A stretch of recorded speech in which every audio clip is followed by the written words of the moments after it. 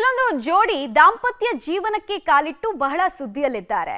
ಇಳಿ ವಯಸ್ಸಲ್ಲೂ ಕೂಡ ಇವರಿಗೆ ಕಂಕಣ ಭಾಗ್ಯ ಕೂಡಿ ಬಂದಿರುವಂತಹ ವಿಚಾರ ಈಗ ಬಹಳ ವಿಶಿಷ್ಟವಾಗಿದೆ, ಡಿಫರೆಂಟ್ ಆಗಿದೆ, ಇಂಟ್ರೆಸ್ಟಿಂಗ್ ಆಗಿದೆ. 61 ವರ್ಷದ ನಾಗರಾಜ್ ಹಾಗೂ 56 ವರ್ಷದ ರುಕ್ಮಿಣಿ ಅವರಿಗೆ ಕಂಕಣ ಭಾಗ್ಯ ಕೂಡಿ ಬಂದಿದೆ. ದಾವಣಗೆರೆ ಜಿಲ್ಲೆಯ ಹೊನ್ನಾಳಿಯ ಕುಂಬಳೂರು ಗ್ರಾಮದಲ್ಲಿ ಮದುವೆ ನೆರವೇರಿದೆ. ನಿವೃತ್ತ ಶಿಕ್ಷಕರಾಗಿದ್ದ ನಾಗರಾಜ್ ಅವರ ಪತ್ನಿ ಮೃತಪಟ್ಟಿರ್ತಾರೆ.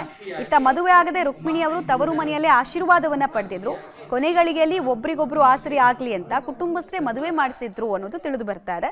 ಕುಂಬಳೂರು ಗ್ರಾಮದ ದೇವಸ್ಥಾನದಲ್ಲಿ ವಧು ವರರ ವಿವಾಹ ಆಗಿದೆ. ಒಬ್ರಿಗೊಬ್ರು ಆಸರೆಯಾಗಿ ಆದರ್ಶವಾಗಿ ಬಾಳ್ಲಿ ಅಂತ ಎರಡೂ ಕುಟುಂಬದ ಸದಸ್ಯರ ಸಮ್ಮುಖದಲ್ಲಿ ಈ ವಿವಾಹ ನೆರವೇರಿದೆ.